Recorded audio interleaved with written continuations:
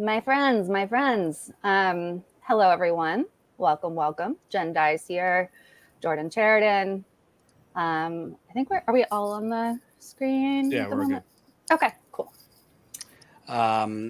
Before we get to a riveting discussion, smash that like button. Friday afternoon, still kind of summer-ish. So who knows how many people will watch, but I think it's going to be very spirited. But if you Yesterday, all smash the like button and share, I mean, that's yes, a good smash thing. that like button. Sharing is caring. Boy, the folks weren't happy. A lot of folks weren't happy in the chat yesterday, so I hope we have return customers. But hopefully we Well, can. let's explain why. So yesterday we did a,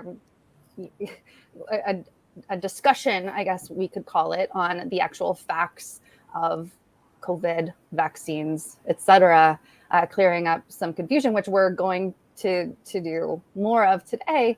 But so many folks are lost in the weeds right now, and there are a lot of people giving misinfo and disinfo. So we'll go even deeper today. All we can do is provide you the facts. That's absolutely. And while we were live yesterday, Biden was actually talking and presenting um, his proposals or new quasi mandates. So we didn't really respond in depth to each one because we were really talking about COVID in mass. So we will address what's good about his policy changes, what's maybe not so good. Obviously, there's a lot of people melting down on Twitter and elsewhere that this is tyranny. So we'll address that. But before we get to the great guests, we'll remind you as we go. 6:30 Eastern, 4:30 Pacific is our members call. Woo! It's So you going to be got to fun, sign up. folks. Statuscoup.com/join. Statuscoup.com/join. $5 a month, and you'll join our members call and get other perks. So please sign up if you can, and I'll find a way to promote this as we get more viewers. Colin, if you could put in the description the join link as well as the top of the chat. So we do an Ask Me Anything style call for our members. Everyone says it's definitely worth the $5 a month on its own because we don't hold back and we have great discussions. It's a great way to get to know everyone. So statuscoup.com/join. $5. Yes. I will not be holding back tonight. So, joining us, friend of the show, Walker Bragman, a journalist, investigative reporter with the Daily Poster, who does layman's work. Is that it? Yeah, layman's work on basically the unsexy, just like Status Coup. Everything from pension reform to redistricting to things that really are the levers of this corrupt country, but don't really get a lot of play in mainstream media. Thank you, Walker, joining us again. And, thanks for having me.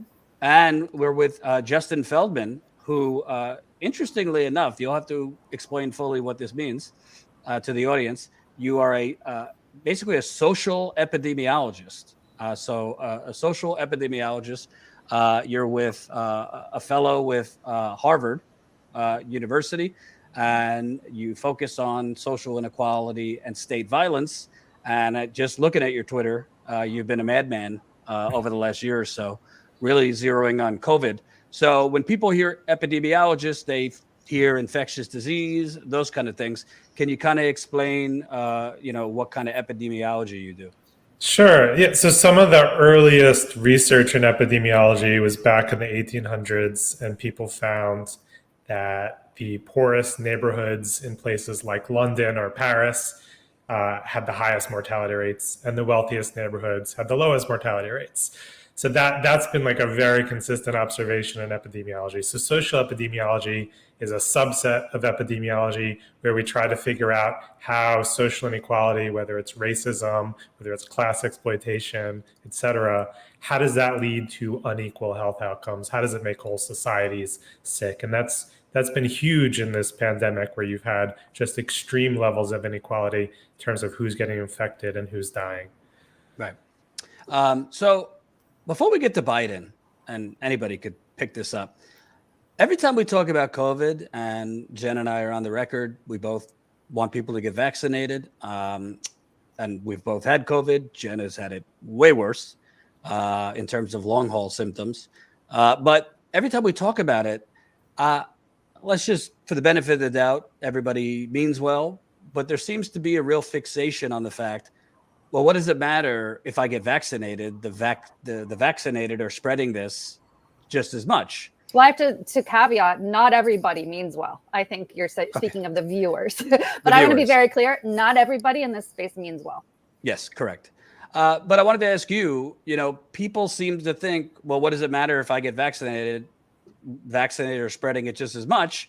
And they don't seem to get that it's not only about level of spread, but also about mutations, death count, as well as us needing to do more than just vaccination being one part of the puzzle, mask wearing, social distancing the other. So could you kind of explain, based on your study and knowledge, why should people that are not getting vaccinated, putting aside their freedom and all that jazz, why should they get vaccinated?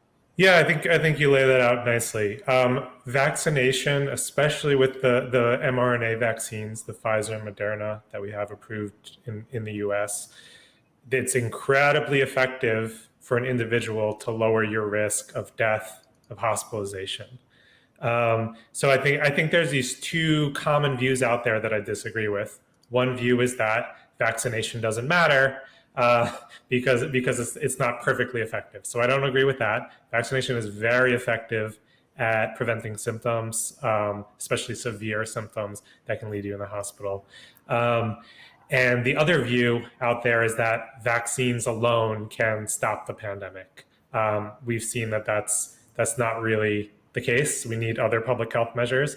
And we also need better vaccine campaigns. And I mean, we'll talk in a moment about Biden's latest, but the vaccination rate needs to improve. In terms of spread, all the evidence we have suggests that vaccines are partially effective at preventing spread, so they're not perfectly effective. So it's one of several measures that you can take as an individual, that societies can take to reduce spread. Others are wearing masks, ventilation, holding events outdoors, testing and quarantine and isolation. So all of these can be combined at different levels, depending on how bad spread is in a particular area. And throughout the US, spread is quite bad right now. Right. And Walker, we talked last week, but to me, I don't know, this is the equivalent of your house is on fire, your children are with you in the house, and you call the fire department. It's iffy. It's not looking good that they're going to make it in time. So you're on the second floor, fortunately, and you say, but I'm a little worried about the effects of throwing my kids out the window, if people are there to catch them. I mean, that's what I'm hearing, that people are finding, I'm worried about the effects of the vaccine. I'm worried about whatever some people think it's government trying to do other things. But the house is on fire. My only chance, there are people outside that I could throw my children at, or I could jump out, but people are choosing to worry about, well, what if they don't catch them while you're about to die? I don't know if that's the best analogy, but it seems that people are really going out of their way almost to find, yes, there's risk in everything. There's minor risk in the vaccine. It's on the label that, you could have certain symptoms or what have you.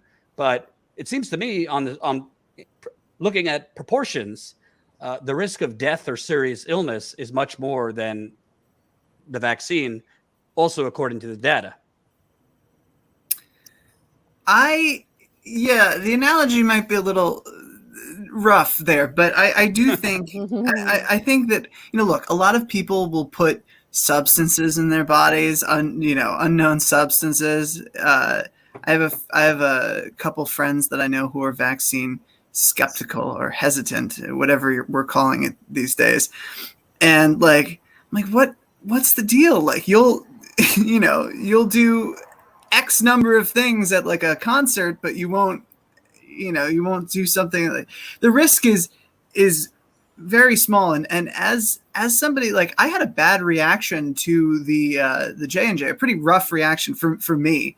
I had a really high fever for a few days, and it was very unpleasant. But I am glad that I did it, and I would 100% do it again. And if I need a booster, I'll definitely do that too. The vaccines are safe. They're, as Justin said, effective. And yeah, I think that's just where I'm at. And Jen, I don't know about you, but it seems to me, I mean, these are not all like all the vaccine skeptics. They're not all like MAGA or whatever.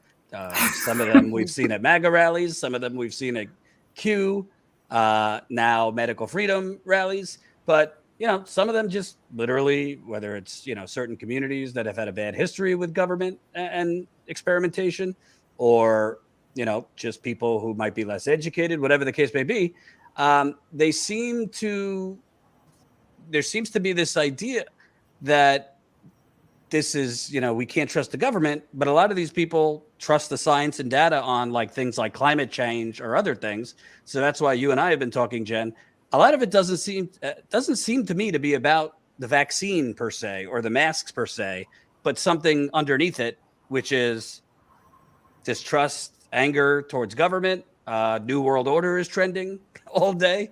I mean, I don't know what you think, Jen. I'm sure Justin has thoughts too. Yeah, I think it's highly discouraging because it's not a surprise to any of us probably that the MAGA crowd are not on the vaccine train for a variety of reasons.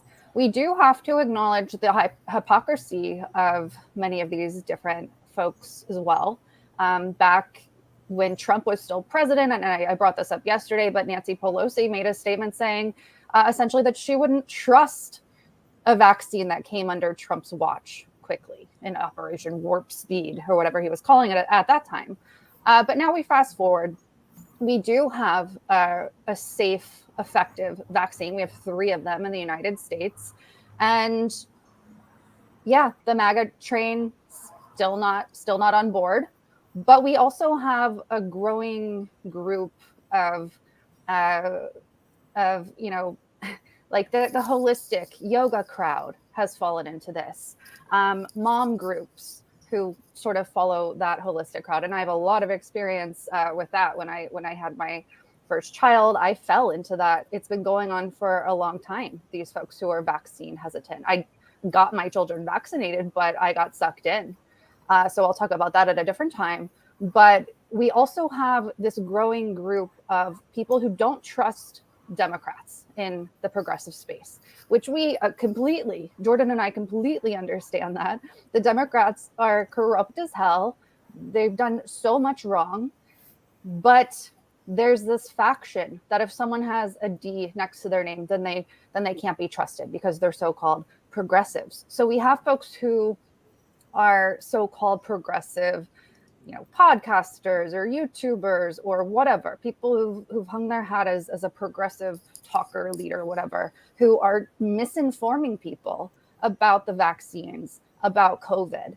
And it's gotten to a very, very, very dangerous place because of the misinformation, the disinformation, the grifters, the charlatans. I'm terrified and furious because, as you said, Jordan, and I don't know about you, Justin and Walker, other than what you just said, Walker, COVID kicked my ass.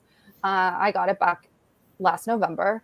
I'm not well at all still.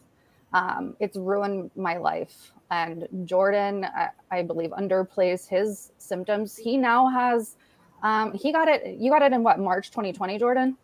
April, yeah. April. Yeah, he now has asthma, did not have asthma before, breathing issues. She's coughing. It's very concerning.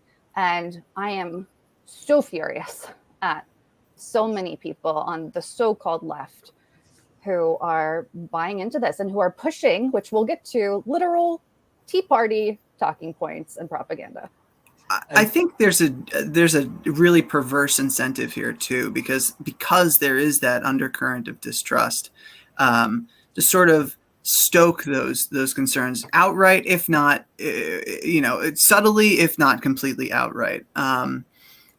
It's almost like a libertarian streak has sort of infected sect of the left, or so-called left. I don't know how left you can be if your views are rooted in individualism, like instead of collective, some kind of collective understanding. As cliche as it is, like, oh, we do actually live in a society, but yeah, I think the incentive there is that the mistrust is there, the skepticism, and if you just sort of stoke that, you get a lot of engagement, you get a lot of followers. People think that you're a truth teller because you're saying something that's against the mainstream. It's a reactionary. It's very juvenile, I think, and reactionary, and overall, I agree with you. It's completely destructive. Certainly to any kind of building any kind of class consciousness in this country. Sorry? Go ahead. Oh, I was just going to say, if we are to build some kind of class consciousness in America, it's going to be rooted in collectivism, in a collectivist understanding that we have to, look out for one another. And yeah. Justin, I wanted to ask you before we get to Biden's speech yesterday, we're going to play some of that. I think just put aside, everybody has their opinions. We lost quite a few subscribers yesterday because they don't want to hear facts or data, and that's fine. But I want to ask you, so the point is not if we go to 85% vaccinated tomorrow, which obviously is not going to happen, but if we did, the point is that spread would not stop completely. The point is that it could become a much more manageable illness where the majority are not being hospitalized and dying, meaning hospitals would not be overrun, meaning we're only talking one part, the beds. The other part is the workers who are literally, stretched thin mentally, physically. Many of them are saying they don't even think they're giving proper care anymore because they're so exhausted. So it's not that the spread would stop completely, that the spread would go down in part if we start wearing masks, social distancing, possibly closings in really hot zones. So forget the spread for a second, but it would become a much more manageable thing and part of life, unfortunately, but without hospitals being overrun and 1,500 people dying a day. Yeah, so 85% would be very good. It would be about the same or maybe even a little better than some of the most vaccinated countries in the world. And there are individual benefits to being vaccinated. There's also group benefits. So if nearly everyone in a community is vaccinated, even if the spread reduction is partial for any one person, the whole community is going to be safer. And I think we're still figuring out what happens once we get to a highly vaccinated point. What policies can we have in place that keep spread low? In addition to vaccination, how do we transition to the next step? That's in the U.S. That's more of a theoretical question because in the U.S. we're not really doing much at all. And in other countries like Denmark, for example, which has achieved very high vaccination, in addition to lots of public health measures, they're kind of playing with the balance. Once you've achieved this high level of vaccination, what can you start allowing and still have the virus contained? Right. And also I want to touch on Fauci, who's become, the new Hillary Clinton, in American politics. I don't know why. Hillary Clinton deserves quite a bit in my view, but Fauci, whatever. But he went on. I mean, I'm not a Fauci apologist. Fauci's done some stuff that's not super, but people point to those things and blow them up. And right. Fauci is not leading us astray in this instance. I was going to say, Fauci should have won. is that where we're going here? Like, no, my point is Fauci. This country would have been better if 4 years of Fauci could have avoided. My point was Fauci has become the right's new, right. evil of the month. But I was going to ask, he went on last night and he was responding to somebody at CNN's question about, well, there's been studies that natural immunity is just as powerful as the vaccine. Fauci made the point, well, those studies, it's not known how long does your natural immunity last towards COVID, which is a similar thing to we're kind of still figuring out how long each vaccine lasts.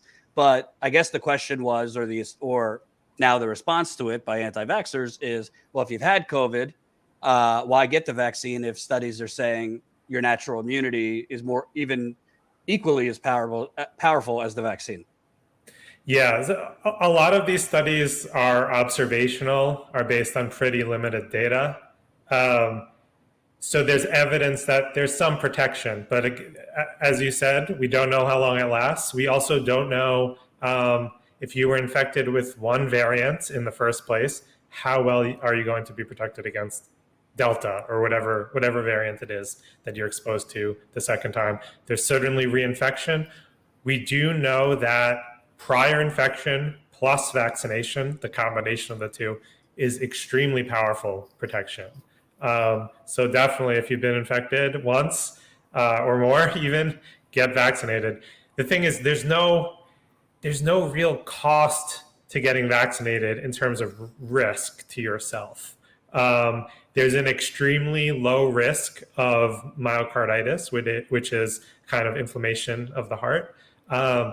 Getting infected with COVID also has a risk of myocarditis and a higher risk of myocarditis. So there's really no reason for someone to not be vaccinated. And Jen, we talked about this yesterday, but I think something he's saying is important because it's being weaponized with, frankly, grifters. Mm-hmm. A lot of these studies that people are drawing conclusions and then finding a study to support that. But a lot of these studies people are putting out, the headline looks bad, but if you actually read it, for example, people were sending out yesterday as a study that teenage boys are 6 times more likely to suffer heart problems from the vaccine. But if you actually read that study, it said it's relatively the sample size of teenage boys experiencing this are relatively low. So it's not like an epidemic among teenage boys. It's a relatively small sample size, but people who are pushing whatever narrative they want to put that out without explaining, if it's a car, looking under the hood. Yeah, and I think that there's one particular study about that's making the rounds that is based on a very flawed data source. So public health and medical research before the pandemic had many problems. And I learned this over the course of getting a doctorate and being surprised to learn that you can essentially publish anything. You can find a peer-reviewed journal to accept nearly anything because there's so many out there, and there are just problems with the system of peer review. So on top of that, we now have what's called preprint publication, and I think this publication people are talking about with the teen boys is one of them. So people can just put their study online on a server without even being reviewed. So there's so much flawed for forever. There's been so much flawed research out there, but we're now at a time when people are really paying attention in the public, and if you have an agenda, you can find the studies that support your points you're trying to make, whether or not it's valid. Right. Yeah, right. And there's, as you say, there are people who are cherry picking really, really flawed studies, and there's a reason that there is a peer review process. There's a reason that certain medical journals are far more respected and well known than others. And it's, again, just to reiterate what Justin has just said, it's not that hard to do a study and put it up online and have people cite it. That's not a difficult thing at all.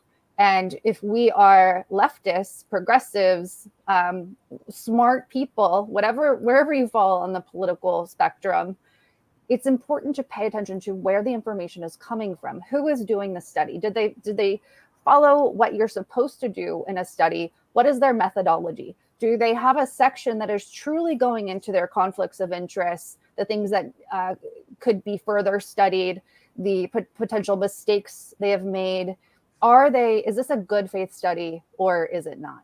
And in some cases, when we're talking about, which I'm sure we'll talk about this more, but when people, leftists and people on the right, when they're pushing things like ivermectin they're in some cases, well, I'd say actually in many cases, pushing debunked flawed studies, including one that we've spoken about where the study author, Andrew Hill, who did this meta-analysis, said this should not be used. This should not be cited. We've had to withdraw and readjust. And by taking out the flawed study, it does not show what people are saying it does about ivermectin. So there's a lot of horrible misinformation and disinformation out there.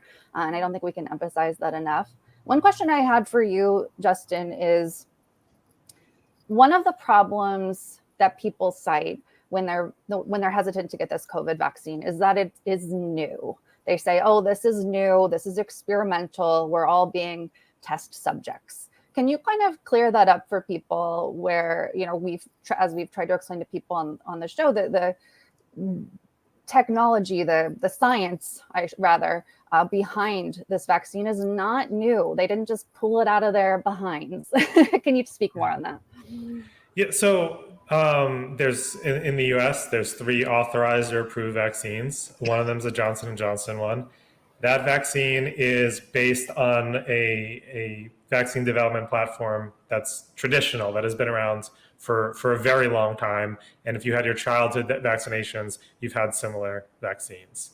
And then it is true that these are the first couple of mRNA vaccines that have been out there, the Pfizer and Moderna. But the technology isn't totally new. It's been around a couple decades, and the vaccines have been extensively tested. I think some people rightly have questions. How did we get these so fast? But there are answers to those questions, which is basically the normal regulatory process is very slow. You have to fill out all this paperwork. You have to enroll lots of participants. That takes time. You have to wait for them to have a certain number of infections. That takes time. The FDA is going to take their time, like reviewing everything, and have other priorities. We didn't, the FDA and the pharmaceutical companies in this case, they didn't cut corners. It was just that everything they did was prioritized. The FDA wasn't saying, hold on, we have these other drugs in the pipeline we need to look at first. They were saying, no, this is the most important thing, so it goes to the front of the line. It was also very easy to recruit participants in the COVID trial, vaccine trials, because so many people wanted to sign up for them. And then it was unfortunately very quick for them to get the required number of infections to make conclusions in the study, because there's a huge pandemic going on. And we're now at a point where in the US, over 100 million people are vaccinated. Globally, it's far more. And we know a whole lot right now about the safety profile of these vaccines. So I want to go ahead. I just wanted to ask, because going back to your point about studies and how you can find a study for anything, what are red flags to look for? And is it really possible for sort of a lay person to be discerning in looking at studies? I know from, writing articles and consulting you and a number of other epidemiologists that I'm not going to understand everything in a scientific research paper. So it's better to talk to experts. And I was just asking, so that's sort of where I'm going. Is it possible for a lay person to understand it's without it's really hard. It's really hard. 3 letters? And I would say you can count on a study. Typically, if there's a randomized clinical trial, like for a vaccine, and it goes through a rigorous regulatory process, like the FDA, you can count on those studies, but that's an extreme minority, a very small minority of studies. Otherwise, it's hard. I would say you have to look for experts, but you have to look for experts so there's uncertainty in every study. Everything we do in science has some degree of uncertainty associated with it. And then there's a question of what do we conclude from this uncertainty? How do we act? So that's where values come in. And I tend to believe in the precautionary principle, which says that if there's uncertainty, in this case, we're going to view that as potential risk for the virus, and we're going to take precautions because there might be a problem there. I think if you look at countries that have taken that approach, or at individual experts who have taken that approach, they have been more correct and they've been more effective at preventing spread of COVID or severe COVID cases. And there's also questions about like class struggle in interpreting science, and like what's your understanding of like, do disabled people's lives matter? Do Black and Indigenous people's lives matter? Because all this stuff, like you may have one average effect of some drug or some public health measure, and you can say like, oh, that didn't affect an able-bodied middle-class person too badly, so it's probably okay. But when I'm looking at something, I'm asking like, how is it going to affect the millions of immunocompromised people who are out there in the world? How is it going to affect people who have very little control over their exposure because of their housing or their work situation? And unfortunately, not everyone who is doing science or communicating science are making these considerations. I wanted to So ask in other you, words, you shouldn't listen to the YouTubers out there who are throwing studies at you and telling you that they understand what it means, and what it means is you should be afraid of, the vaccines. Yeah, you should definitely at least have some healthy skepticism. I wanted to ask, and I promise we're going to get to Biden. This is the last thing. I think this is about, as to me, the anti-vaxxers, the anti-maskers. This is about as much psychology than it is medicine, because one of the big things I'm seeing is you're talking about expertise and trust the experts. Well, when they hear that, for some reason, they think the experts are compromised, or this is just big pharma. And, Joe Rogan, because he's not profiting, I should believe what he's saying. But a doctor on CNN, and if it's a defense contractor on CNN, we would agree. But like a doctor on CNN or a reporter goes into hospitals and they're talking to nurses, for some reason, I don't know, there's like this there's this mentality forming that like all these people are lying, they're exaggerating it, or this is really big pharma. They want to push the third booster to profit, this and that. When in reality, like most medical breakthroughs tend to make pharmaceutical companies money. I give you insulin and other things. It doesn't mean if you're type 1 diabetic, you shouldn't want insulin. So I just wanted to ask you from the, I guess it's so like a sociology thing. I don't know. But like, it seems to me people are conflating just basic distrust, anger with many institutions and just projecting that onto, well, who is he to tell me who's the expert? Who is he to tell me this study is reputable when I am reading a study from Sweden from, fucking bumblefuck doctor who tells me, magic mushrooms will cure it. So like, I wanted to ask you, because like people could look at you and be like, oh, Harvard? Oh, he's got a doctorate? He's just a ghoul for big pharma. I mean, how do you break through this? Because I, as a journalist, I tend to be like, my first thought is cynicism, but at the same time, there's cynicism and then there's just stupidity. Yeah. I think I'm not really sure exactly what to do about this problem, and I do relate to distrust of experts, and I have distrust of experts, and thankfully I've taken the time to get the tools to be able to try to evaluate basically who's full of shit and who's not, who's interpreting these results with the same values that I have, and who's not. So I really do sympathize with people who are trying to make sense of this and who have gotten a lot of mixed messages. Don't wear masks, wear masks. Okay, you can take them off. Wait a second, put them back on. Like, I get that.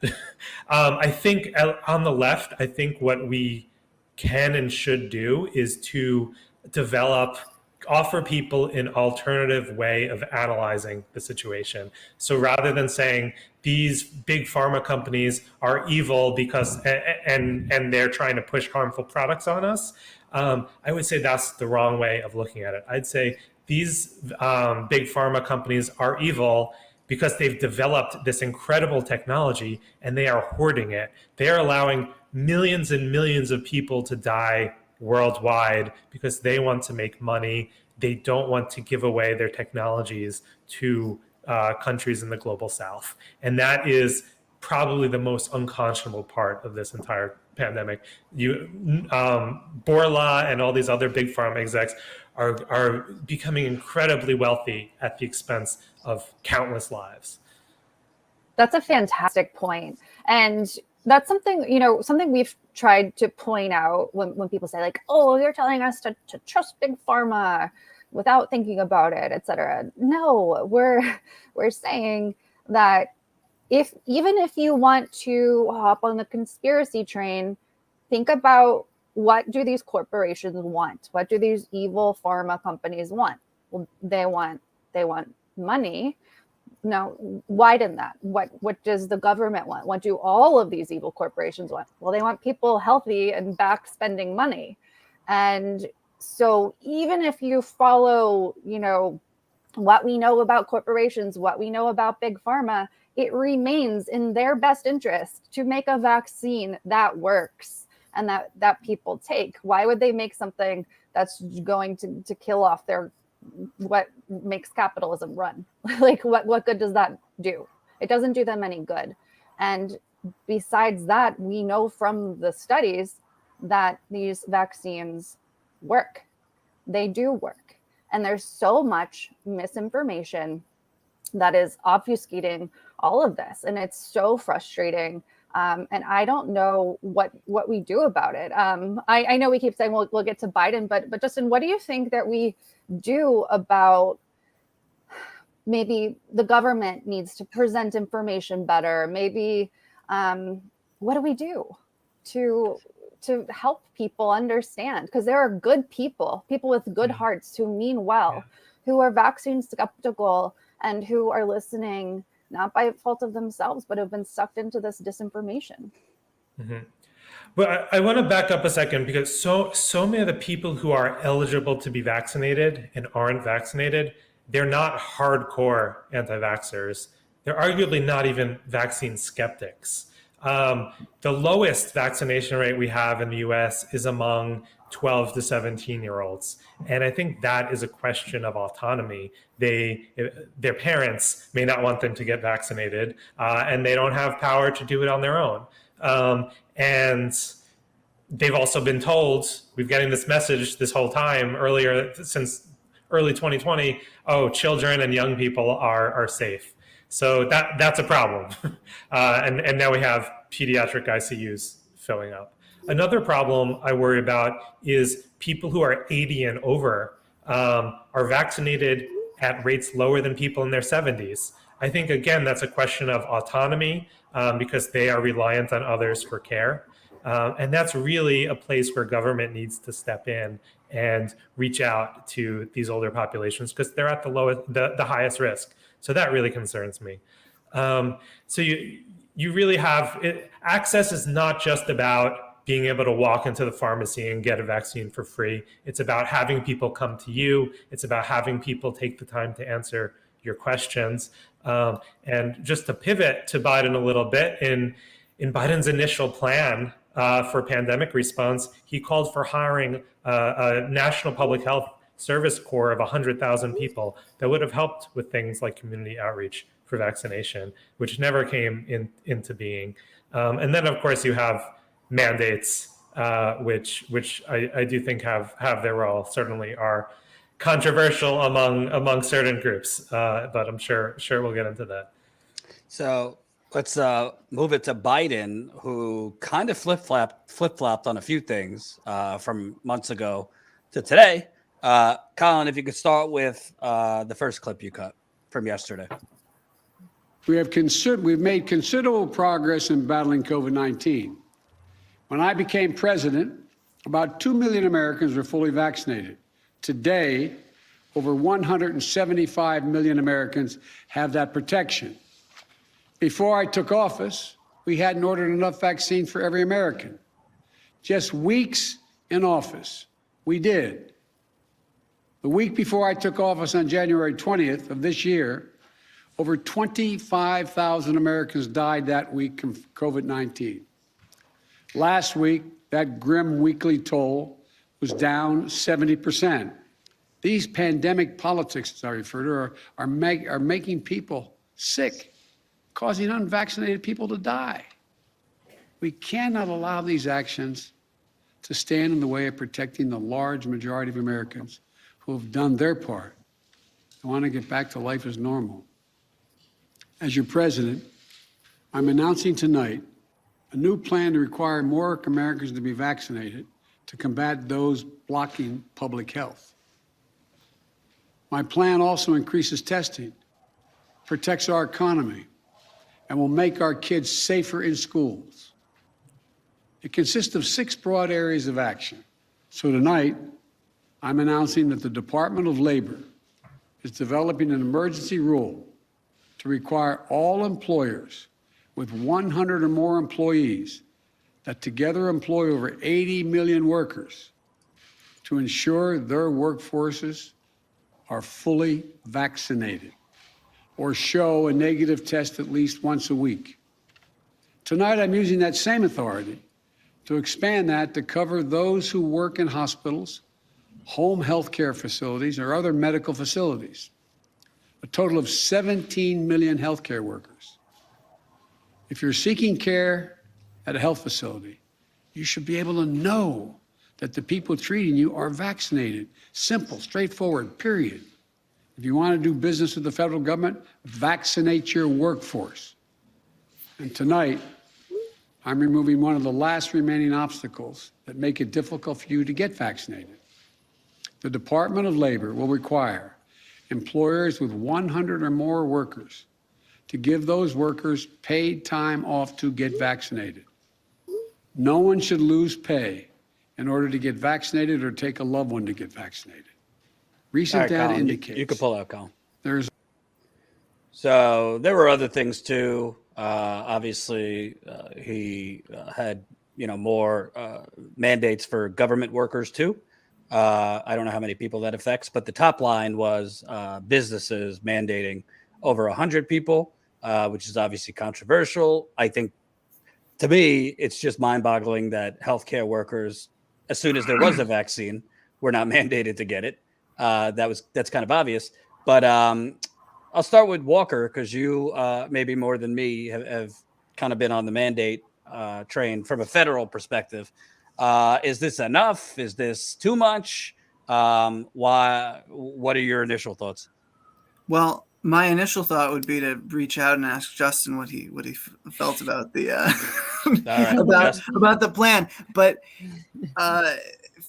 speaking just personally, I am glad to see Biden wielding federal power. Probably for the first time during this pandemic, federal power is actually getting used to do something about the crisis. This is a the public health crisis, international. We've lost minimum 650,000 Americans, and I think, and Justin, I think that you might have something to say about this. That number is probably an undercount. So I think that it's good that we're finally seeing things like paid time off. And this isn't necessarily just a vaccine mandate. It's vaccines or weekly testing. And so, everybody can just kind of calm down a little bit. Well, I'll also, Justin, you might also recognize this. It's very interesting that he could take such forceful action and enlist OSHA and other things. But when a parliamentarian speaks on the $15 minimum wage, he's in fetal position. So I just want to point that out, that he could actually take action for certain things. But if it's for, raising wages or healthcare, he's pretty much paralyzed. But anyway, Justin, your thoughts on let's focus on the business mandate. Yeah, so there's I'll give a little background here, because it basically got almost no media coverage, although I think Walker did write a story about this. Biden came into office with some plans about doing something about the pandemic, let's say. And he didn't really try to do those things. He didn't try very hard. And part of that was an occupational health regulation that OSHA drafted and released a few months ago. It may have been April or May. I don't remember at this point. And basically, Biden decided not to go through with it. And he didn't do lots of other things. He didn't hire the 100,000 public health workers. He didn't create guidelines for when to shut different kinds of institutions down and pay people to stay home. And he didn't scale up testing, really. He kind of figured that, okay, there's vaccines now. This thing's kind of going to trickle off on its own, going to go down to manageable levels. And then Delta happened, and we were caught unprepared. And some of the things that need to happen now are going to take more time than we have. We're at a crisis point in the US. 1,500 people are dying of COVID a day. That number keeps increasing every day. And those deaths are people who got infected 3 or 4 weeks ago. And since then, the caseload has increased by 4-fold. So it's possible that in a month from now, we could be at 4,000 or 5,000 deaths a week. 4,000 or 5,000 deaths a day. Just astounding levels of death. And by the way, Justin, not to interrupt you, but we haven't even gotten to the fact that there's a new variant spreading called the MU. I don't know how to pronounce it. So we can get into that later. But there is a new variant as well. Yeah. So Biden decided, because of this crisis with Delta, that he did need to take some action. But we're not, because he spent the last several months doing very little. We're not at a very good place. So the OSHA regulation is something. Again, the details aren't entirely clear. What we do know is you can choose to be vaccinated or tested if you work for a company of 100 or more employees. That's going to leave out people who work for state governments, including public schools. It's going to leave out about 50 million private sector workers who work for smaller businesses, smaller than 100. And that's a lot of people being left out. I can go into what I think are the ethics of mandating vaccination, but I don't know what direction you want to take this in. Well, yeah.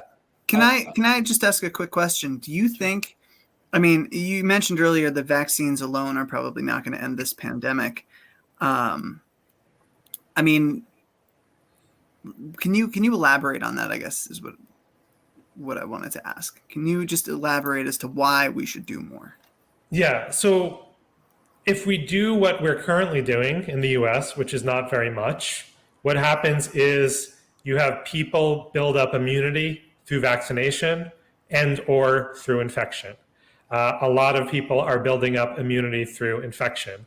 When that happens, a lot of them are going to be hospitalized, causing the healthcare system to collapse, which we're basically seeing in many places. A lot of them are going to die.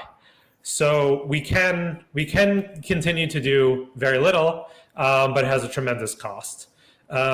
And then there are other ways of dealing with this through a combination of vaccination and what we call non-pharmaceutical intervention or public health measures. That's everything from universal testing at institutions, masking, quarantine and isolation, paying people to stay home when levels are really high. I don't think we should have indoor dining right now. I think that's a pretty bad idea, especially unvaccinated indoor dining. These are all policy decisions, and they're being made in favor of business and at the expense of working class, and especially working class people of color who are just dying at incredibly high rates. So we need to do better. No one measure is perfect. We need to layer many different measures together. And Justin, you mentioned indoor dining. Yeah. I know the data shows outdoor the spread is much less likely, but when I see 50 to 100,000 maskless people packed next to each other at sporting events, I don't want, no fans in stadiums, but at the same time, I don't know. I remember Florida spring break last year. Sure, there was no vaccine, but cases went through the roof because, younger people were swarming beaches in Florida. I did it. There was no vaccine going on when I did it. So I agree with the indoor restaurants, but I don't know. It's just kind of been accepted. Are you ready for some football? And nobody's really talking about, holy shit, how many people are vaccinated there, and does it even matter? Yeah. Yeah. So outdoors compared to the identical situation indoors is much safer. But I would absolutely, if you're going to be outdoors in large groups, it should be masked and or distanced. If you're 6 feet away from someone outdoors, you're pretty safe. We're really only concerned about droplet transmission. So if you're really close to a pack of people, like at a concert or a sporting event, people are talking, you do have droplets coming around, that can be a bit unsafe. And can I also ask you, because you were going through the things Biden could have done or said he was going to do and didn't, but there's one thing I keep hearing him saying. I think it's for business. I also think it's for 2022. He just keeps emphatically saying there will be no more lockdowns. There will be no more shutdowns. We're not shutting down schools, which is a pretty firm position to put yourself in if deaths are going up, cases are going up. And frankly, Biden and others criticized Trump, rightly so, for not shutting things down sooner. So it seems to me like I don't want lockdowns, but at the same time, I don't want this to last for the next 5 to 10 years either. Yeah. So isn't he kind of wrongly kind of just ruling things out that might be necessary? Yeah, so this is a major problem. So you need infrastructure in place to do a shutdown. That includes paying people to stay home, paying businesses to stay afloat in the meantime. So, and these are policies that did exist in the US. We used them too little and too late, so they didn't have full effect. But you can think about places like New York City or San Francisco that had several week-long shutdowns. And we had a program, pandemic unemployment assistance, that at best, at the earliest point, and this was Trump's idea or someone in his administration's idea, pay people unemployment plus $600 a week. This actually brought most workers who were furloughed, brought their income higher than when they were on the job. And it also didn't count towards Medicaid. So usually these workers who are furloughed have Medicaid. They might not even have had in medical insurance before. So in some ways it improved their situation, but it ended. It started back up again and it ended again. Biden didn't continue the pandemic unemployment assistance policy. And we just have this perfect storm of PUA ending, eviction moratorium ending, people going back to school, people going back to work, weather getting colder, all at the same time. This is not, this is not good. I know the South is where things are getting really bad right now, but things are ticking up in the West, in the Northeast. And I hope it doesn't happen, but I do think the changing patterns of social distancing are putting us in a bad place where we're likely to see many more hospitalizations and deaths in lots of the rest of the country, even though we have higher vaccination rates in those parts of the country. And I wanted to read sorry. I was going to say, what do you make of the blame on individuals? For me, that's something that's always rankled me a little bit because, I think that at least in my view, the way that we've dealt with this pandemic has been a very neoliberal response. Hands off, federal government leaves everything to the states and leaves choices for individuals, and that's it. And that just hasn't, worked. Like we're seeing mass death because you can't give people at a certain point, you can't leave it to their choice. You can't leave it to state governors when you have people like Greg Abbott or Ron DeSantis out there who seem hell-bent on doing absolutely nothing and just letting the virus, rip through their states. It's worse than absolutely nothing. They're basically encouraging people to do the wrong thing. Right. But you need a federal, there's a role for our federal government to play here. It needs to have a strong federal response. That's why we have a government, and I don't think this shouldn't come as a surprise to people watching this that I would want that. I'm a socialist. I believe in a strong, centralized government that provides for the general welfare of the people. Do you think that there's sort of a passing of the buck that's been going on? I think the whole conversation has been so broken about the pandemic response. You've had the issue, like so many other issues, devolve into culture war and kind of a very limited range of opinions on two sides. So we have, do we get vaccinated? Do we not get vaccinated? Do we wear masks? Do we not wear masks? All of that takes government off the hook. It takes business off the hook. We need to talk about who's going to pay for the pandemic response. And that includes regulating businesses and includes making the government actually do things. And, you know, we could have had Biden use the Defense Production Act earlier, ramp up vaccine production, distribute it around the world, ramp up test production, and change the regulatory framework for tests. In Germany, it's extremely easy to get free rapid tests. You can get them in a store for like $1. You can get them in other ways for free. In the US, we have just a few rapid test manufacturers, at-home test manufacturers. And one of the main ones decided before Delta came along to destroy like 1 million tests and to ramp down production because the government wasn't telling them what to do and they thought the demand would be low. And then Delta happened. Just like Biden did not want to exert political capital into dealing with the pandemic, and he made a gamble, and it was a very costly gamble. And certainly, these governors and local politicians bear responsibility too. But there's so much power at the federal level between the CDC and its guidance, which can have powerful roles, and just the executive powers that the president has. And sadly, I think a lot of the commentators you see, public health and medical experts, they are centrist Democrats at the end of the day, and a lot of them aren't talking about federal responsibility or Biden's shortcomings and pushing him to do better.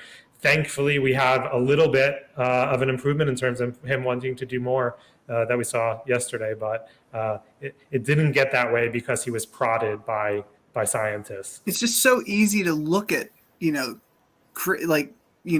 kooky people out there, like, very anti-vax people, conspiracy theorists, and be like, it's their fault that we're in this situation. But at the end of the day, like, why is our federal policy vulnerable to those individuals?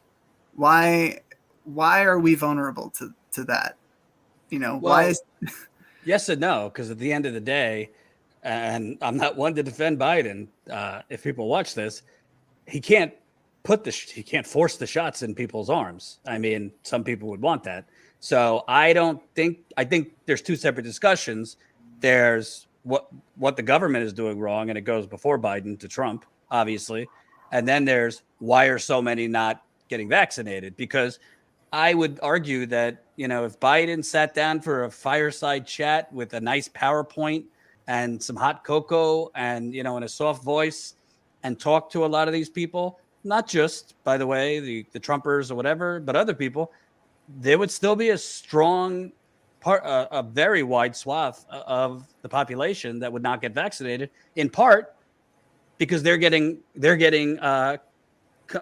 competitor programming from other outlets pushing the exact opposite. And I wanted to ask you, because Walker mentioned, blaming individuals. I do agree that the government response across administrations have been bad, but I also think, here's a comment from a viewer, Thomas, they need to stop blaming the unvaccinated for the spread of the virus. The vaccinated are spreading it. This is not the typical vaccine. This is just political theater, so they don't take the blame. Justin, I wanted to ask you about that because I think people like Thomas are actually coming from a good place. They genuinely believe that they're being vilified when, even if they get the vaccine, vaccinated people are spreading it, probably not fully understanding that it's not just about the spread at this point.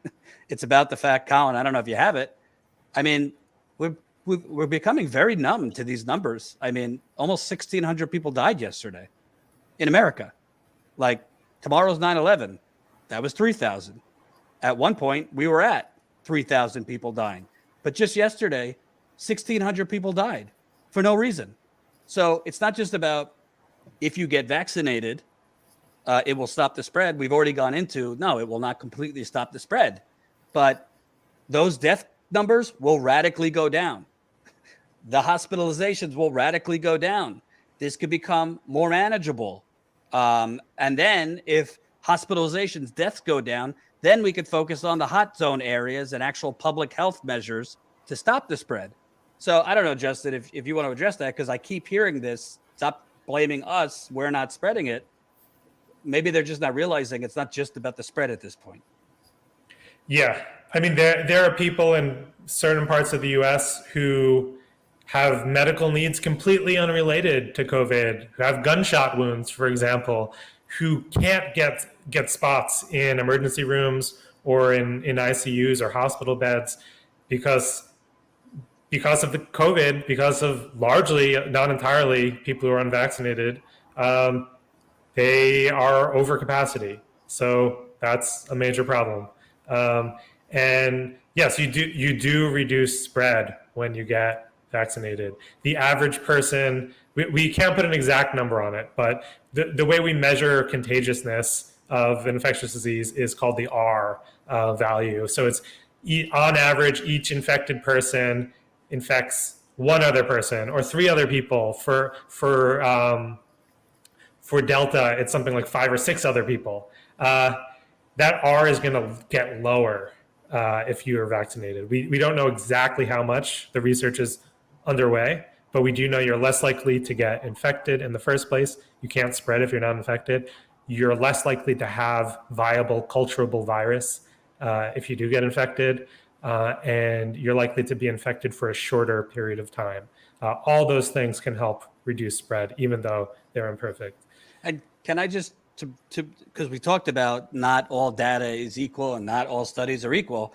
I mean, yes, there was information that came out from the CDC that vaccinated people could spread it, but it was really, I mean, how I read it was it's not completely known how much are vaccinated people spreading it compared to unvaccinated people. There was talk that they had the same kind of viral loads or similar viral loads, vaccinated versus unvaccinated.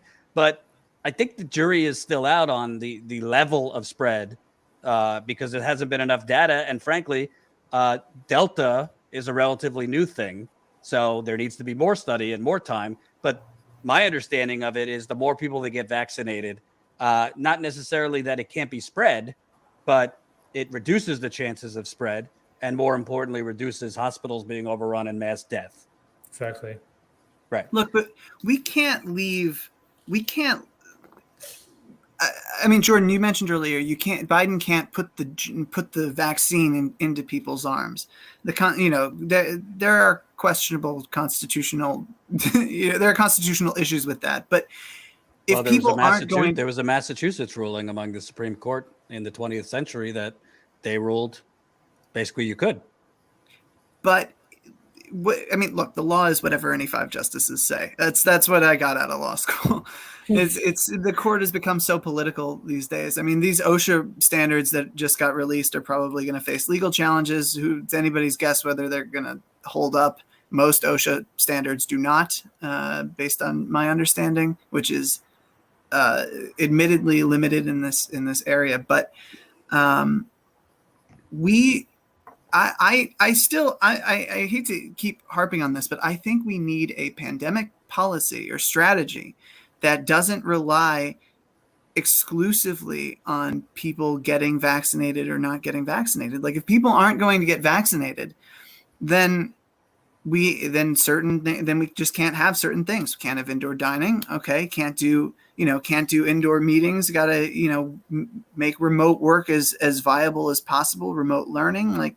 There have to be trade-offs here. And I think that's something that what encourages me about Biden's order is that it's starting to look like we are turning that corner and saying, okay, we're going to start acting. Now, who knows? The standards could get struck down in court and Biden could follow them up with nothing. But it's also a matter of implementation. I mean, I was hearing a doctor on TV today saying, even if it doesn't get struck down, the business's implementation, in mass, you wouldn't see that implemented until spring or fall of next year. Right. There are a lot of issues. Yeah. By the way, we just got a breaking alert. Reuters just said exclusive U.S. decision on Pfizer COVID-19 shot for kids age 5 to 11 could come in October. As a parent of an 11-year-old, thank God. Right. And by the way, we haven't discussed children because a lot of people saying, don't tread on me. I'm not going to get vaccinated. Well, pediatric hospitals down south are filled right now.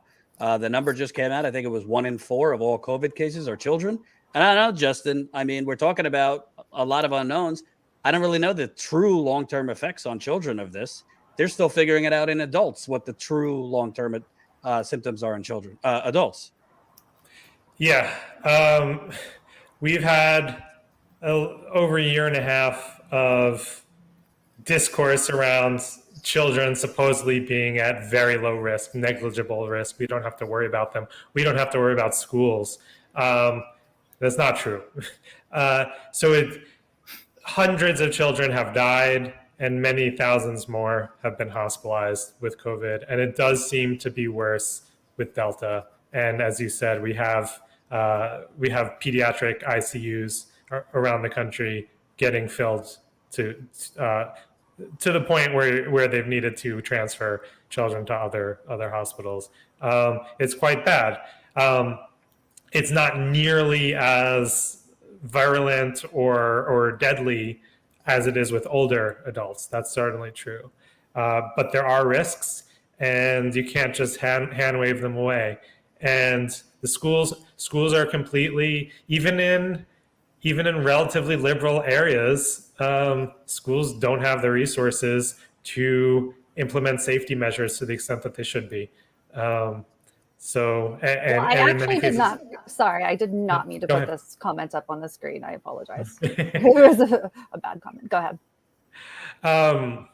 And in many cases, we're seeing that schools have not made plans for remote options this year, which is a problem for various reasons, including that some schools have had such bad outbreaks they've had to close, and then they have no way to continue schooling because they haven't continued their remote infrastructure.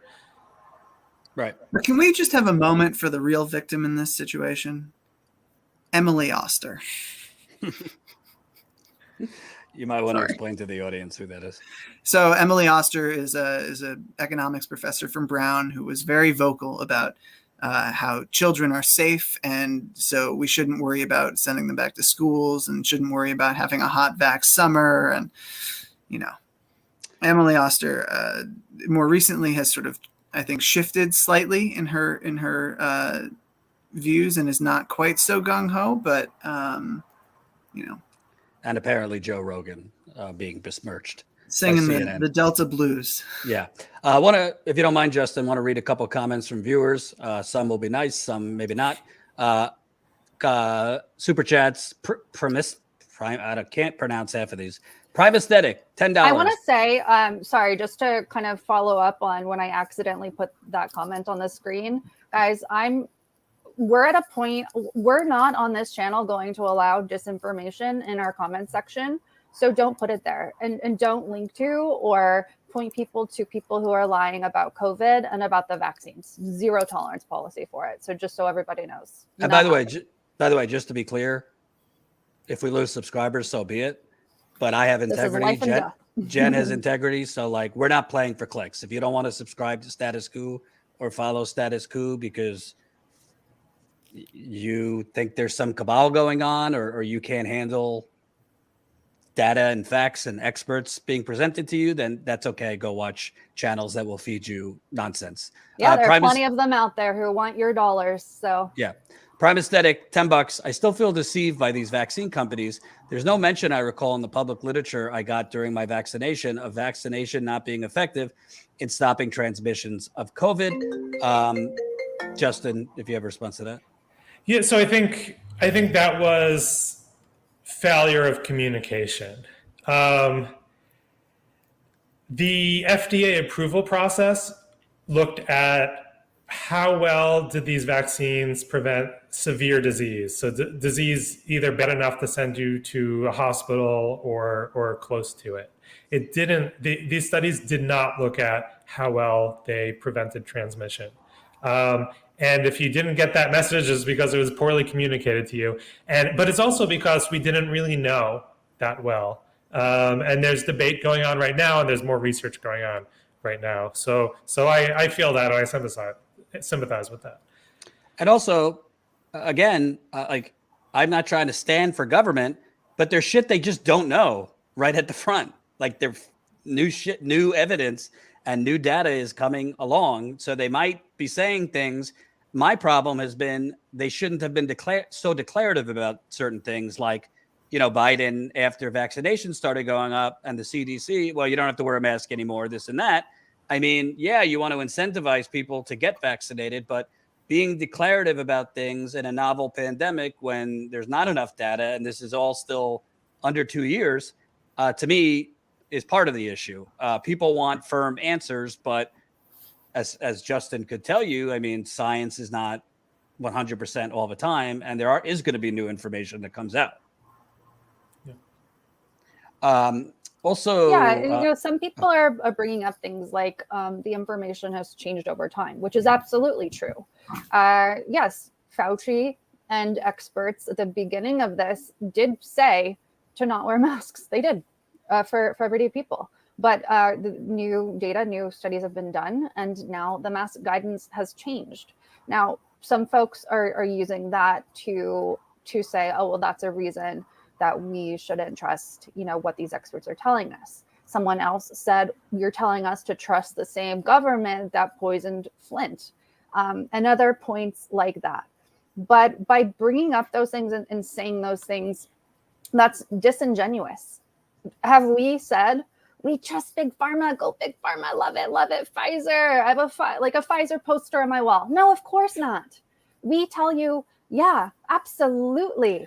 There are issues with Big Pharma, but it is in their best interest to make a vax. So if you're dying if someone has diabetes and they could die because their medicine, their insulin is made by Big Pharma, are you going to say don't take it because we can't trust government to do anything, or we can't trust corporations to do anything? No, bad corporations, bad companies make life-saving things. That's just the truth.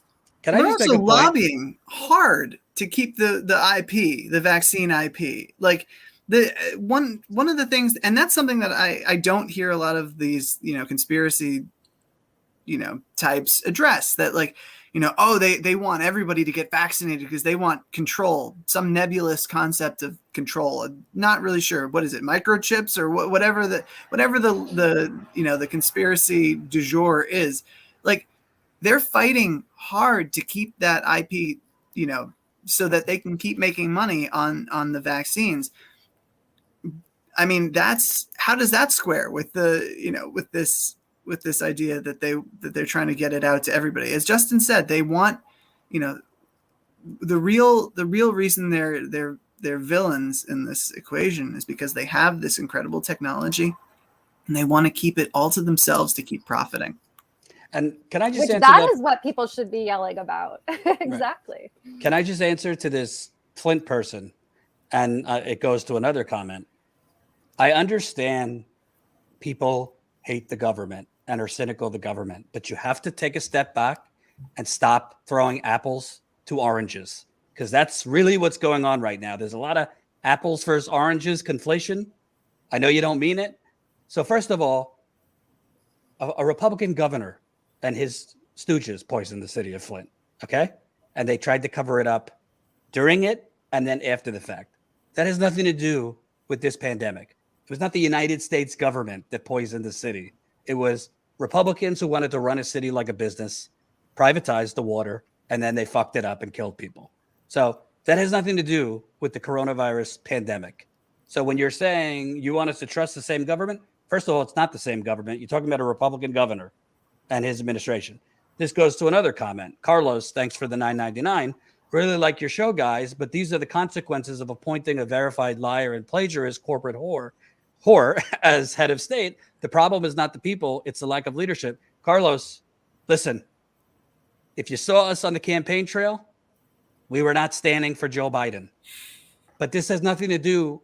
You got to separate Joe Biden, be a corporatist warmonger and other things, with nearly 1,600 people are dying a day. There is enough evidence that these vaccines are safe. There is minimal risk. And the way to stop the overwhelming amount of deaths is for more people to get vaccinated. Separate from the way to reduce the spread is from public health measures like masks, social distancing. Biden could be all the things you're saying, and he is. I just covered the other day that he had the audacity to hold up press conferences about, hey, labor's built the middle class, while he's been a union-busting degenerate for the last 40 years. But people need to stop conflating things that are not connected. Like, you could hate the president. Listen, I hated Trump when he put this vaccine out and this and that. I credited him because you have to be able to separate things. And the reality is, we haven't even talked about it. There's a real simple reason, by the way, the U.S. government wants you to get vaccinated, having nothing to do with your health. They want to get back to business, the business of capitalism, the business of the new Gilded Age we're living in. And it's not so good for business if you have economies starting and stopping, if you have restaurants and other things having to have reduced capacity and all those things. So if you want to take the bad view of government that I share with you, that's why they want these shots in your arms. Forget, benevolence and wanting you to live. They want things to go back to normal. That's the whole reason in the first place Trump pulled back. Besides thinking about getting reelected, all his donors were telling him, don't shut things down. It's all about capitalism. So I understand, like, sometimes, not just in COVID, and Justin, I mean, you focus on the social end of things. Sometimes people, without even knowing it, it's subconscious, really, they feel so strongly in their distrust or cynicism and anger that they can conflate things that are completely separate from one another. I would say if you want to hate Joe Biden, don't hate him because he's pushing vaccines. Hate him because he's let hundreds of thousands of people die. Thank you. I feel like it's misdirected anger. The anger is righteous and valid, but it's a question of being misdirected. Right. I want to move it along. One thing, Ryan, Ohio, just quickly, I want to address this thing. What about the Israeli study showing people who had COVID already have more protection than those who have not had COVID but are vaccinated? How can you demand someone who had COVID get the vax? So I know exactly where this talking point came from and is purposefully misleading you. Read the actual study. Read what it actually says. Those who have had COVID plus have gotten the vaccine have much more protection, have better protection. That's the truth. And by the way, to be clear about Israel, and I'm not getting into Israel and Palestine and all that, people saying, well, look at Israel. They got fully vaccinated and, they got a second wave of mass COVID infections. Well, you got to look at the number. You got to look at the context. Number one, they're all on one thing, Pfizer. Number two, Israel got to over 50% vaccination in March. Over half of their society was vaccinated in March. So over half of our society, Justin, you might know, I think it was last month, we got to 50%. So if one country, by the way, 9 million people, 332 million here, if one country got to 50% of the population fully vaccinated in March, well, the protection for the vaccine will wane after, I think Pfizer said 5 or 6 months, along with a much more contagious variant spreading. So it doesn't mean the vaccine will not save your life.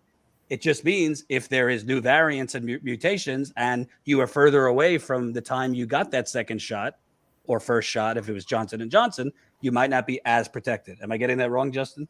That's about right, yeah. Thank you. Mad Progenitor, I think this is addressed to you, Walker. $10. Really great to hear a journalist tell us all to calm down and accept our new biannual vaccination updates. This is definitely why I watch this, to be talked down to. Care to challenge it? Yeah, it'd be really awful to have to get booster shots when in certain seasons. I have no idea what that would be like. It's not like we haven't. I never had anything like that before, except flu. And to be fair, Walker, I believe you said calm down because it's not really a mandate. Right. You can opt to get the testing weekly. Right. And frankly, your choices are weekly testing, which doesn't hurt you, or vaccines, which overwhelmingly will not hurt you. So, okay. They're not kicking down your door, strapping you down in front of your family and jabbing you with a bunch of needles. Like, you can,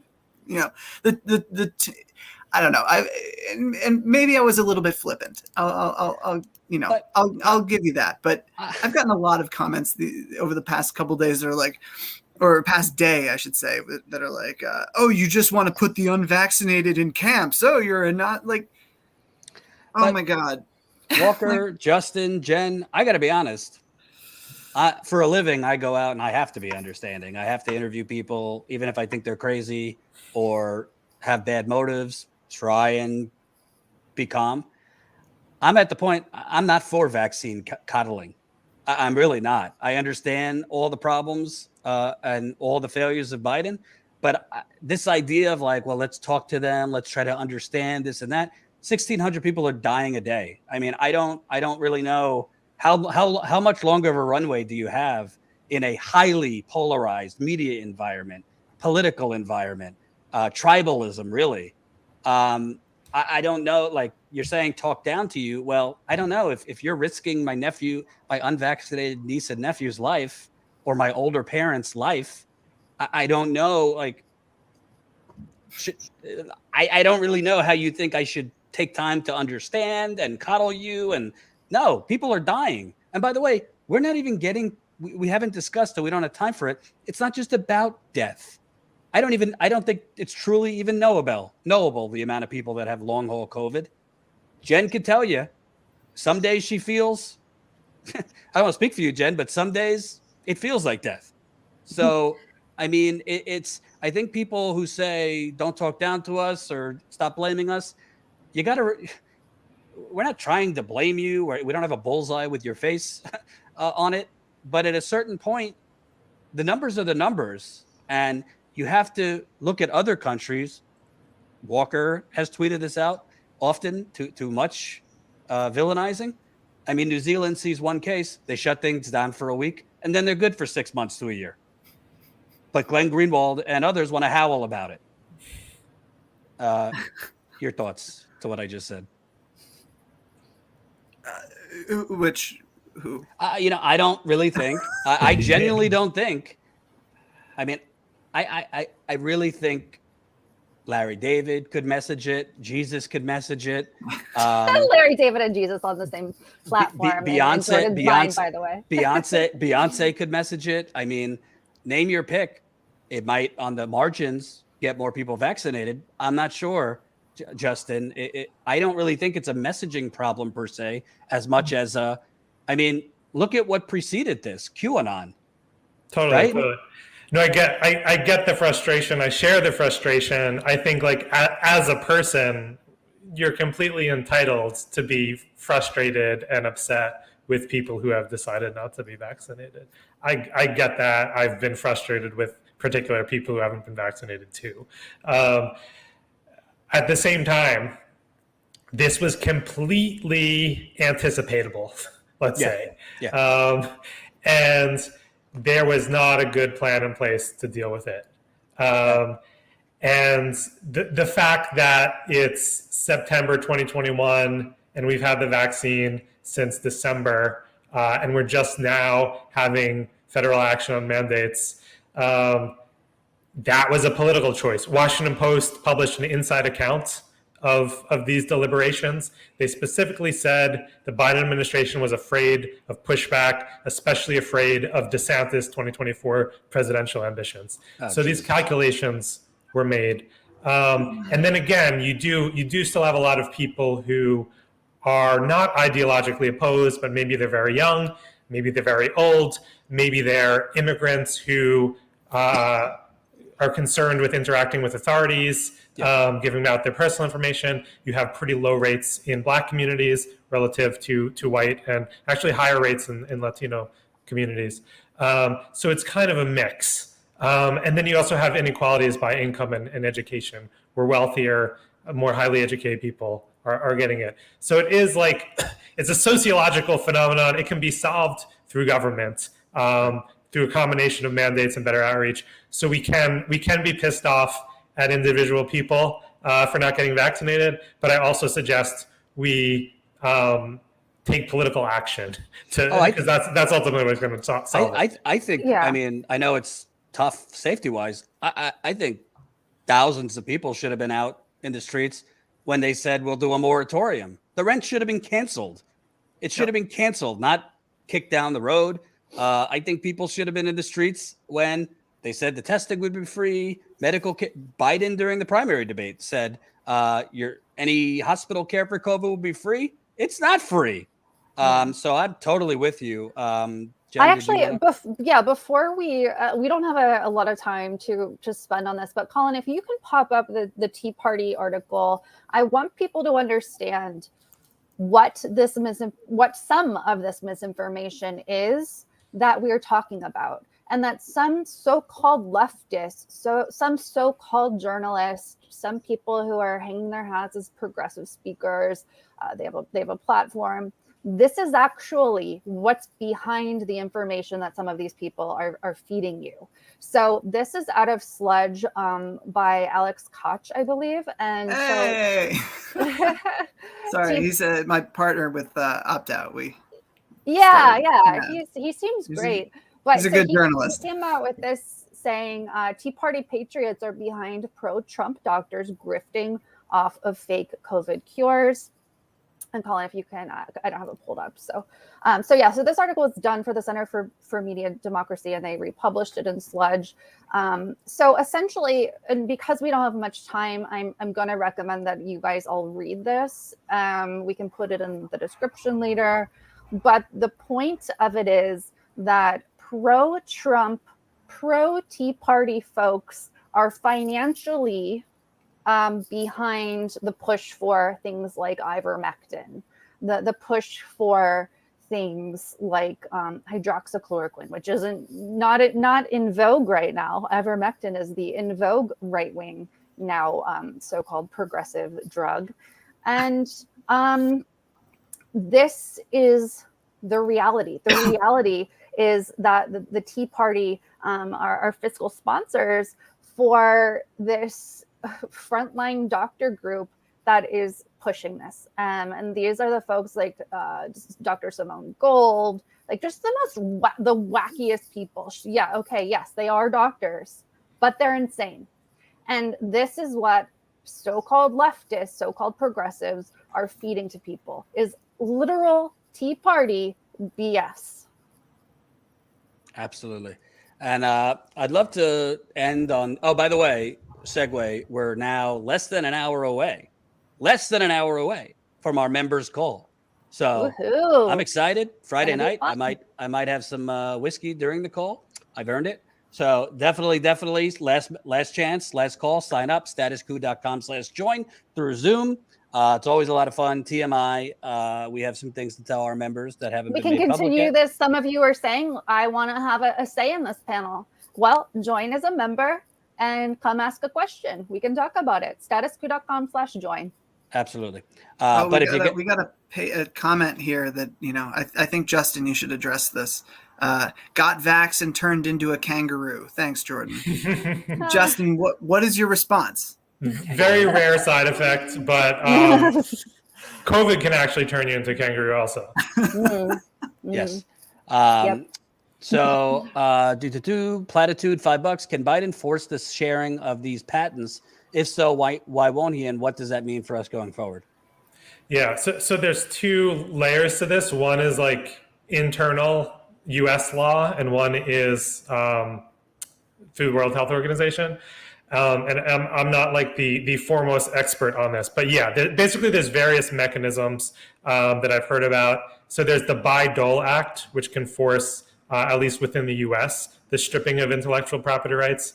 There's also the Defense Production Act that Biden could invoke to scale up production that within the U.S. that would be distributed through the world. But most importantly, there's the World Health Organization it's the World Trade Organization, has something called the TRIPS waiver. So it's a way in something like a public health crisis, the member countries could invoke relax the intellectual property rights in certain countries. There has been a plan for a long time now, spearheaded by Costa Rica, that would share intellectual property and also technology transfer and really help countries with pharmaceutical industries like Brazil, like India, South Africa, scale up production, make these mRNA vaccines, distribute them around the world. Biden signaled openness to a TRIPS waiver months ago. Germany said it wasn't on board. A couple other countries said they weren't on board, and it basically got dropped. But the U.S. is an extremely powerful country, and if we wanted to strong arm these other countries into agreeing to a patent waiver globally, I really think we could, especially since a lot of these companies are U.S. companies. So I think he wanted to show like he cared without actually having to do the thing. So yeah, that's something that really needs to happen badly. And surrender, $10. Jen, can we talk about education? Sure. Let us know what you want to talk about. Education. What do you mean? You mean on the AMA call or right now? So maybe you're talking about kids being in school right now physically or not being in school. I can tell you I have two children. One is 14. Oh my God, that's insane. He just turned 14. And the other is 11. And my older son goes to a school. He has literally 4 other kids in his class. So I made the decision to send him masked. They're outdoors whenever we're lucky. He needs a specific kind of school. So we're very lucky that we're being, through a scholarship, able to do that. With my other son, this is an incredibly difficult decision. He goes to a regular public school, and I only was kind of okay with this. I'm still extraordinarily nervous, and I'm just being upfront. This is my reality, and this is a reality that a lot of people are dealing with, a lot of parents. My county, I live in Maryland, has an extraordinarily low, comparatively, rate of COVID. I'm monitoring it daily. His school is masking, and they're social distancing as much as possible. For example, they've split the cafeteria into separate rooms, so they're not all in the same place. So while I'm not comfortable with it, I did make the decision to send my child.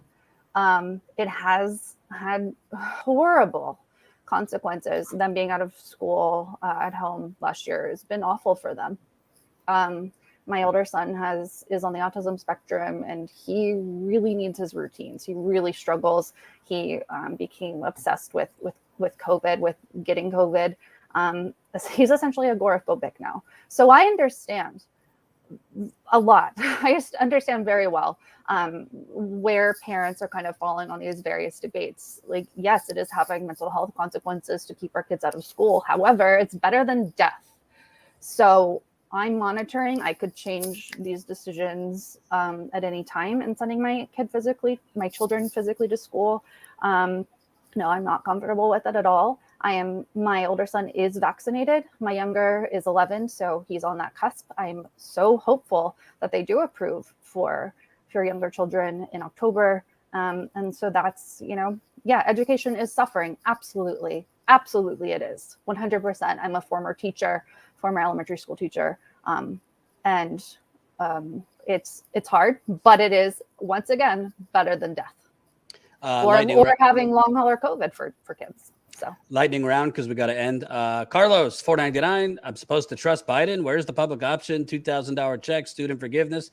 No one trusts this lying government. Don't blame the people here. Goes back to what I said. You got to stop conflating totally unrelated things. He could be terrible. Trump was terrible. You got to separate them with data and science. I mean, if Biden came out tomorrow and had we had breakthrough success on cures for different cancers, would you say can't trust it, or would you look at the data and the science? I mean, you got to stop. And by the way, let's just call it what it is. There are YouTube hosts fueling this. There are YouTube hosts fueling people to just fucking dive headfirst in nihilism and radicalization, and basically trying to kind of like muddy the waters between data science and these people, are corrupt and warmongers and criminals, and you got to listen to science and data. It's a bait and switch. It's like, look, they're so bad on all of these things. Therefore, this thing you should also. But look at people like Justin.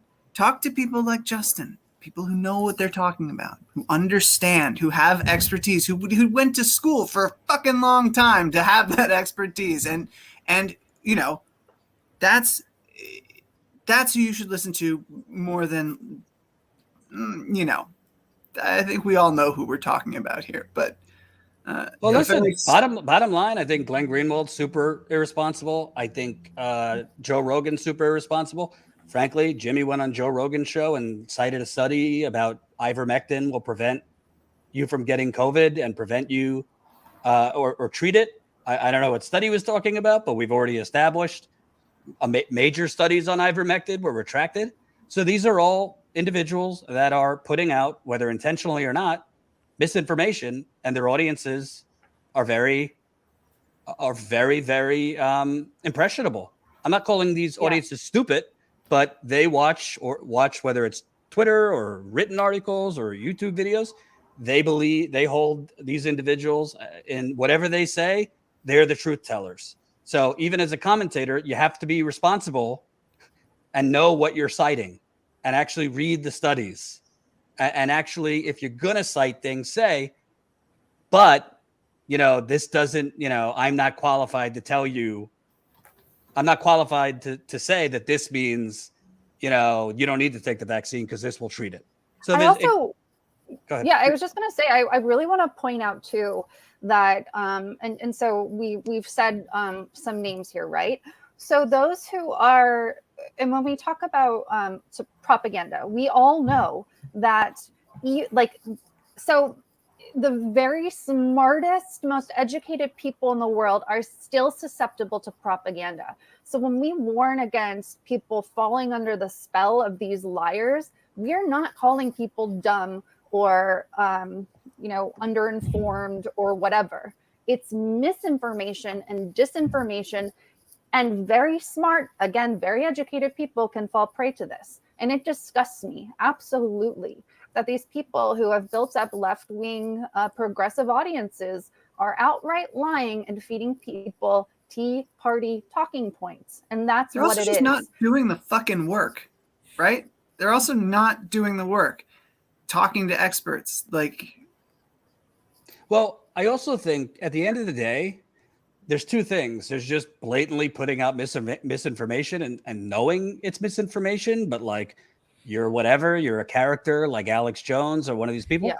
And then there's just kind of saying shit, and not really knowing if it's ironclad, not really fully understanding it, but kind of just listen, Joe Rogan, he did that short 20-second video on, I took all these things, and very, very clearly highlighted ivermectin.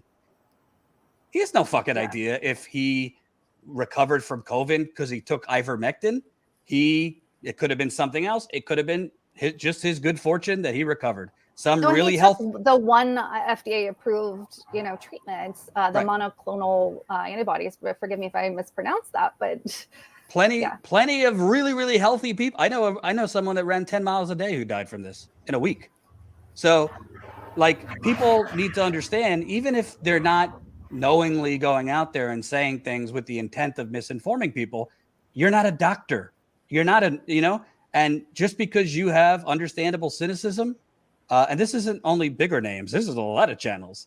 Just because you have understandable cynicism at the Democratic Party, Biden, Big Pharma, this and that doesn't give you the right to even in like a subtle way, insinuate like, well, ivermectin, we should look into this. And oh, well, these other things are natural immunity. If you don't have expertise in something, you could give your opinion, but you need to make clear to your audience, I'm not telling you. I cannot definitively say ivermectin can prevent COVID or treat COVID. I don't, this one study says it. I don't know the methodology. I don't know, I don't know. The first resort for journalists, if you're a journalist, and most of these people aren't, is you say, I know what I know and I don't know what I don't know. Mm-hmm. And that's why when I was going back and forth on Twitter with Glenn Greenwald, I think Walker was in on it too. I said, excuse me, Dr. Greenwald, because he seemed to, just very flippantly say, if you don't have children, fuck off. And who are you to impose on other people's children your irrational views? Well, someone with a respiratory system, right? Do you have a doctorate to know what's rational and not rational? When you're citing more people die of car accidents a year than children dying of COVID. Which, Walker, you found that he had said the exact opposite thing. I didn't find that. Somebody else found that, and it was sent to me. But yeah, it's just stunning. It's stunning. It's just like it's not Dr. Greenwald. It's Dr. Carlson. Because I got to tell you, that's the thing too. These Fox News hosts are required to get vaccinated, and they're lying to their audiences every single day. Why is Fox News? Why was Rupert Murdoch one of the first people to get vaccinated in the world? And why is Fox News requiring this? If it's a scam, if it's a left-wing scam to destroy us all, whatever. And vaccine so-called mandates and requirements are not new. You guys all had to, if you lived in the United States, submit your vaccination records to your school. There's a very long history of so-called vaccine mandates. Joe Biden, by doing what he's doing, first of all, it's not a mandate. People can opt to get tested. He's not some dictator. The hashtag, whatever it was, Biden dictator today on Twitter is absurd and insane and obviously pushed by people with nefarious intent. Justin, just how many studies do you read in like a 3-month period? I mean, it totally depends. I feel like I'm reading your work. I feel like I'm reading several studies a day, so you'd have to add that up. So just as a ballpark estimate at the end of a week, maybe. In a week, I don't know. It could be a couple dozen. If I'm keeping up with COVID, sometimes I have to check out a little bit because it's too much. So just a couple dozen studies. I'm gonna go ahead and assume, and I think rightly so, that the people who are who are like, oh, this is all this vaccine stuff is lies or conspiracy. You're probably not reading a couple dozen studies a week. Or a couple studies a day. And if you are reading those studies, you're probably not understanding them. And I'm sorry if this hurts your feelings, but look, and I have to say, there is a problem that people in this country do not have access to health professionals because our healthcare system is so fucked up, and people don't have the time to seek out experts, and that's another issue. People are working and struggling to get by. I understand. I get it. But there is something to be said for expertise, and there is something to be said for the opinions of people who do this work for a living. And so that's why it's always a pleasure when I get to talk to you, Justin. I'd like to wrap on this because I think this is the perfect example of what we're talking about, which is kind of like journalists or commentators wink and a nod, pushing certain things, but then have plausible deniability that, wait a minute, I got vaccinated. Oh, I'm not pushing things.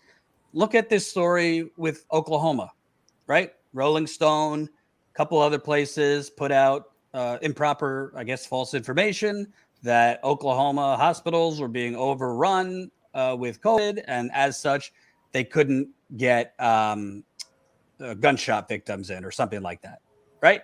So a lot of these people seized on that. No problem covering the fact that Rachel Maddow and other journalists just rushed to report this. Apparently the doctor who was the doctor who was saying it, or the nurse who was saying it, hadn't even been at that hospital for months. But several of the videos I saw that were covering this one thing snuck in ivermectin.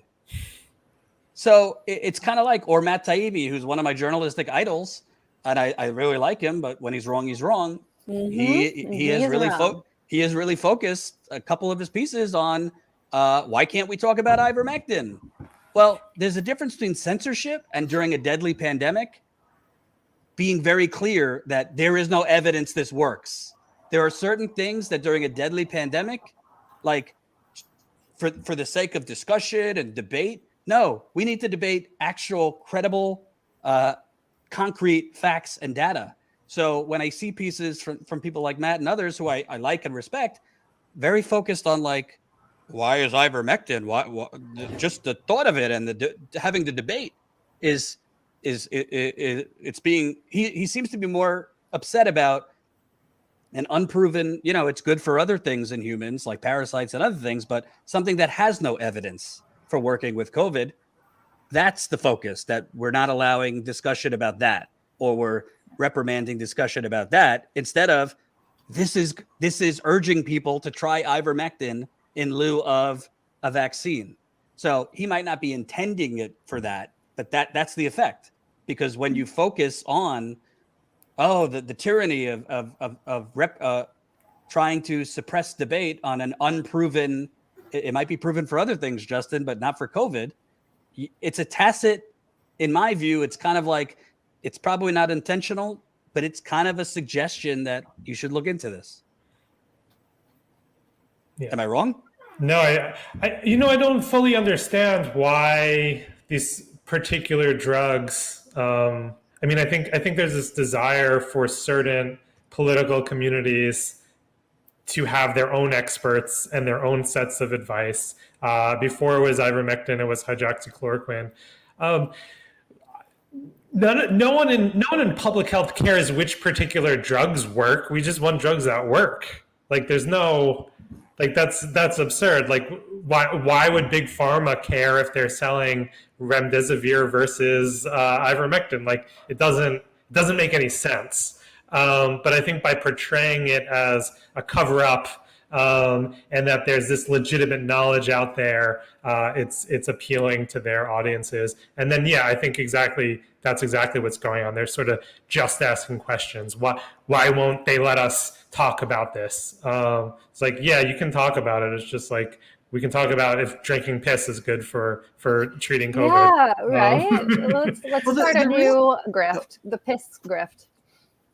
I was going to say the real thing that we're not having a discussion about, and you mentioned it earlier, Justin, is that you're not hearing a lot of range of opinions on what we should do to combat this virus. We're talking about, should you get vaccinated, or are you not getting vaccinated? We're not talking about, should Biden be paying people to stay home? Should we be making remote learning, investing money in remote learning? Should we be systematically installing ventilation systems in schools and requiring N95, sending out N95 masks to every household in America? We're like, these are not conversations we're having. Why is that? Well, I think absolutely. Exactly. Same with test kits. Like now they have those test kits that, while they're not as reliable as a PCR, you can now go get those like Binax now made by Abbott in Walgreens and CVS, whatever. Why aren't we sending those out?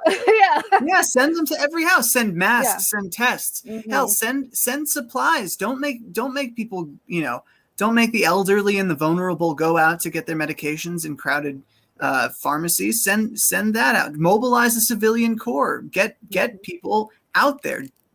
Be an active government. I mean, why is this not part of the national conversation? We are seeing it happen in countries like New Zealand that are handling this way better than we are. And, yes, New Zealand is smaller, but like, I don't believe in these arguments of scale. You hear them too often when it comes to like other countries doing healthcare better than we do it.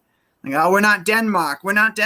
Okay. Like, yeah, but fuck off. Like, their model works. So And how can we scale it here? Yeah, and especially on the left, why aren't these conversations happening? Yeah, and I just think there's so many distractions, so much focus on individual actions at the expense of government actions. We do need to talk about individual actions, but also government actions. Even if we reduced our death rate to that of Canada, which hasn't been doing a great job, but has been doing more than us, we'd have half the number of deaths.